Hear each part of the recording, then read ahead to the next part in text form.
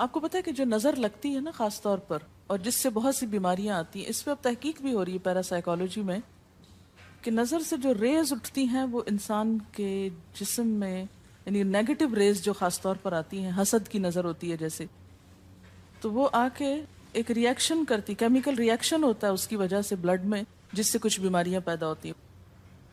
حدیث میں آپ کو سنا دیتی ہوں۔ حضرت ام سلمہ سے روایت ہے کہ آپ صلی اللہ علیہ وسلم نے ایک لڑکی کے چہرے پر کالے پیلے رنگ کا نشان دیکھا تو آپ نے فرمایا اسے نظر بد لگ گئی ہے، اس پر دم کرو۔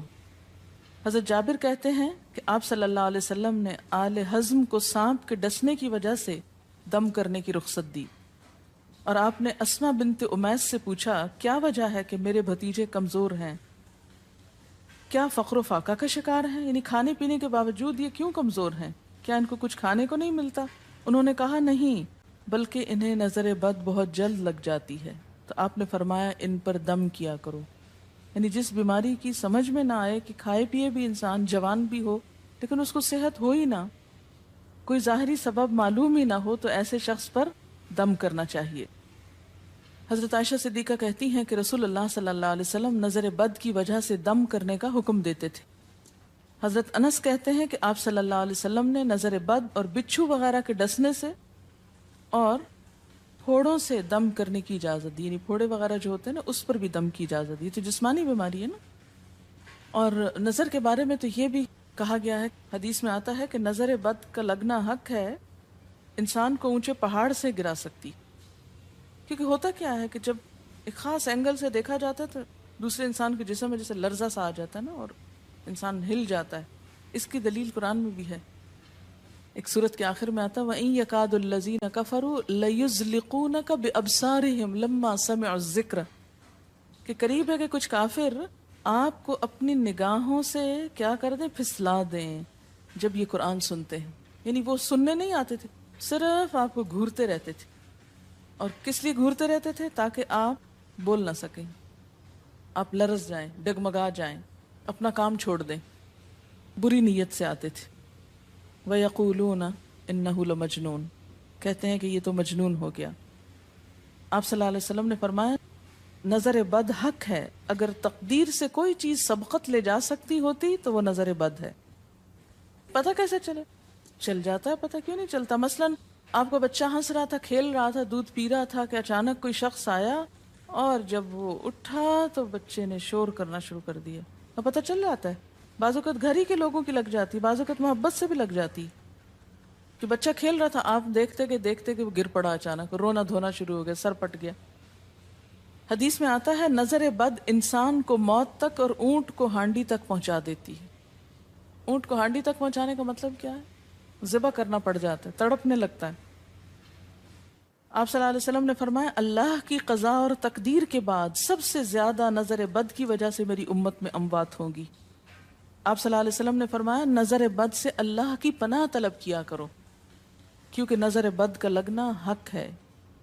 اسما بنت امیس نے آپ سے گزارش کی کہ بنو جعفر کو نظر بد لگ جاتی ہے تو کیا وہ ان پہ دم کر سکتی ہیں؟ آپ نے فرمایا ہاں، یعنی ایک عورت بھی دم کر سکتی ہے، اور اگر تقدیر سے کوئی چیز سبقت لے جانے والی ہوتی تو وہ نظر بد ہے۔ آپ نے فرمایا بے شک نظر بد انسان پر اثر انداز ہوتی ہے، حتیٰ کہ اگر وہ ایک اونچی جگہ پر ہو تو نظر کی وجہ سے گر بھی سکتا ہے، یعنی فزیکلی بھی اثر انداز ہوتی ہے۔ اور آپ دیکھیں کہ وہ قرآن پاک میں نہیں آتا وَمِن شَرِّ حَاسِدٍ إِذَا حَسَد، اور حاسد کی شر سے جب وہ حسد کرے، تو نظر بد ہوتی کس کی ہے؟ حاسد کی ہوتی۔ بری نظر کس کی ہوتی ہے؟ حاسد کی۔ تو جو صبح شام 3 دفعہ یہ پڑھتے رہیں ان کو حاسد کچھ نہیں کر سکتے، ان کا کچھ نہیں بگاڑ سکتے، جتنا چاہیں گھورتے رہیں۔ اسی طرح ابن کثیر نے کہا کہ نظر بد کا اللہ کے حکم سے لگنا اور اثر انداز ہونا حق ہے۔ تو جب اللہ کی پناہ لیتے ہیں نا قل اعوذ برب الفلق قل اعوذ برب الناس، تو آپ نے اللہ کے پناہ لے لی، شیلٹر میں آ گئے آپ۔ اب ہر چیز بیکار ہو رہی ہے، سب نظریں وظریں، اور اگر لگتی بھی ہے انسان کو تو کس سے؟ اللہ کے اذن سے لگتی۔ حافظ ابن حجر کہتے ہیں کہ نظر بد کی حقیقت کچھ یوں ہے کہ ایک خبیث الطبع انسان اپنی حاسدانہ نظر جس شخص پر ڈالے تو اسے نقصان پہنچے۔ ابن قیم کہتے ہیں کچھ کم علم لوگوں نے نظر بد کی تاثیر کو باطل قرار دیا ہے، اور ان کا کہنا ہے کہ یہ محض توہم پرستی ہے اور اس کی کوئی حقیقت نہیں، لیکن حقیقت یہ ہے کہ یہ لوگ سب سے زیادہ جاہل اور ارواح کی صفات اور ان کی تاثیر سے ناواقف ہیں، اور ان کی عقلوں پہ پردہ پڑا ہوا ہے، جبکہ تمام امتوں کے عقلاء باوجود اختلاف مذاہب کے نظر بد سے انکار نہیں کرتے۔ یعنی صرف اسلام میں نہیں، دیگر مذاہب میں بھی یہ کانسیپٹ پایا جاتا ہے، اگرچہ نظر بد کے سبب اور اس کی جہت تاثیر کے سلسلے میں ان میں اختلاف ہے۔ پھر کہتے ہیں اس میں کوئی شک نہیں کہ اللہ تعالیٰ نے جسموں اور روحوں میں مختلف طاقتیں اور طبیعتیں پیدا کی ہیں، اور ان میں کئی خواص اور اثر انداز ہونے والی کیفیات ودیت کی ہیں۔ آپ دیکھیں کہ لو چلتی ہے تو اثر نہیں ہوتا، اس کا بھی تو اثر ہوتا ہے نا، حالانکہ وہ نظر نہیں آ رہی ہوتی، اور کسی عقل مند کے لیے ممکن نہیں کہ وہ جسموں میں روحوں کی تاثیر سے انکار کرے، کیونکہ یہ چیز خود دیکھی اور محسوس کی جا سکتی ہے، اور آپ دیکھ سکتے ہیں کہ ایک شخص کا چہرہ اس وقت انتہائی سرخ ہو جاتا ہے جب اس کی طرف وہ انسان دیکھتا ہے جس کا وہ احترام کرتا ہے، اور اس سے شرماتا ہو، اور اس وقت پیلا پڑ جاتا ہے جب اس کی طرف ایک ایسا آدمی دیکھتا ہے جس سے وہ ڈرتا ہو، یعنی جس سے آپ ڈرتے ہیں وہ آپ کو دیکھے تو آپ کا رنگ پیلا ہو جاتا ہے۔ فرمایا یہ سب کچھ روحوں کی تاثیر کی وجہ سے ہوتا ہے، اور چونکہ اس کا تعلق نظر سے ہوتا ہے اور اس لیے نظر بد کی نسبت آنکھ کی نظر کی طرف کی جاتی ہے، حالانکہ آنکھ کی نظر کچھ نہیں کرتی، یہ تو روح کی تاثیر، یعنی نظر یہ نظر نہیں ہے صرف، بلکہ اندر سے روح یا احساسات ہیں جو ٹرانسفر ہوتے ہیں۔ آپ دیکھیں کہ محبت کی نظر کیا اثر نہیں کرتی، کرتی ہے نا، اسی طرح نفرت کی، غصے کی، اور آپ کے چھوٹے بچے خاص طور پہ نظروں کو بہت پہچانتے ہیں۔ آپ نے دیکھا ہوگا کہ بچے کچھ لوگوں کے پاس فوراً چلے جاتے ہیں اور کچھ لوگوں کے پاس نہیں جاتے۔ بچوں کی مثال اس لیے دے رہی ہوں کہ وہ معصوم ہوتے ہیں نا، ان کو کسی نے سکھایا پڑھایا نہیں ہوتا کہ ادھر جاؤ اور ادھر نہ جاؤ، اور اگر آپ سکھائیں پڑھائیں بھی تو پھر بھی وہ اپنی مرضی کرتے ہیں، آپ کی نہیں مانتے، تو وہ ایک طرح سے بہترین جج ہوتے ہیں۔ بعض لوگوں کو دیکھ کے بچے رونے لگتے ہیں، بعض کو دیکھ کے مسکرانے لگتے ہیں، ہاں؟ تو یہ ایسا کیوں ہوتا ہے؟ اچھا، اسی طرح اگر کوئی شخص کانسٹنٹلی آپ کو دیکھ رہا تو آپ کانشیس ہو جاتے ہیں، آپ ٹھہر نہیں سکتے۔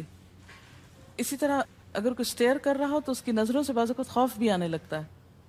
اللہ نے کیسی کیسی طاقتیں انسان کو دی ہیں، سلطان النصیرہ۔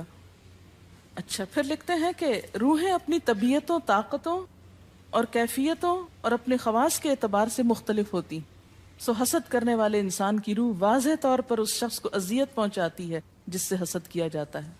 ویسے بھی تو آپ دیکھیں نا، وہ رویے ایک دم آپ پہچان لیتے ہیں۔ یہی وجہ ہے کہ اللہ تعالیٰ نے حاسد کے شر سے پناہ طلب کرنے کا حکم دیا ہے۔ حاسد کی تاثیر ایک ایسی چیز ہے جس سے وہی انکار کر سکتا ہے جو حقیقت انسانیت سے خارج ہو۔ جنوں کی نظر بھی لگتی، یہ میرا قول نہیں ہے، حدیث ہے۔ حضرت ابو سعید خدری سے روایت ہے کہ رسول اللہ صلی اللہ علیہ وسلم جنات اور انسانوں کی نظر بد سے پناہ مانگتے تھے، یعنی آپ جو پناہ مانگتے تھے بری نظر سے، وہ انسانوں کی بھی اور جنوں کی بھی۔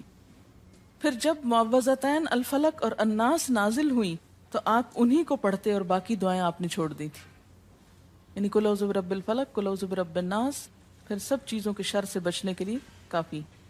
یاد رکھیے بعض اوقات اپنی نظر بھی لگتی ہے، خود کو بھی نظر لگتی ہے۔ اسی طرح جب لباس اتارا جاتا ہے نہانے کے لیے مثلاً، تو اس وقت بھی دعا سکھائی گئی، بسم اللہ پڑھنی چاہیے، بیسیکلی بسم اللہ پڑھ کر اتارنے چاہیے، اور اس کے علاوہ اعوذ بکلمات اللہ التامات من شر ما خلق بھی پڑھ سکتے ہیں۔ آپ کو معلوم ہے کہ ٹوائلٹ میں جانے سے پہلے بھی دعا سکھائی گئی، کیونکہ جنات کے ٹھکانے گندی جگہوں پر ہوتے ہیں۔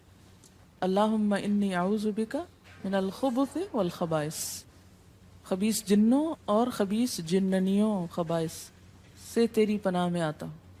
یہ دعا کیوں سکھائی گئی؟ اسی لیے کہ اگر آپ وہاں پر موجود ہیں، اور خصوصاً اگر آپ بے لباس ہیں، تو بھی ایسی چیزوں کی نظر بھی لگ سکتی ہے اور وہ چیزیں اثر انداز بھی ہو سکتی ہیں۔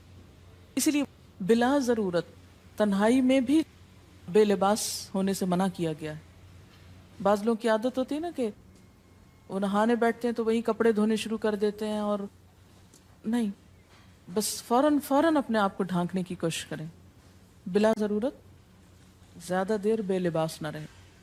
ایک حدیث میں آتا ہے، ابو امامہ کہتے ہیں کہ میرے باپ سہل بن حنیف نے غسل کا ارادہ کیا اور جب قمیص اتاری تو عامر بن ربیہ ان کی طرف دیکھ رہے تھے۔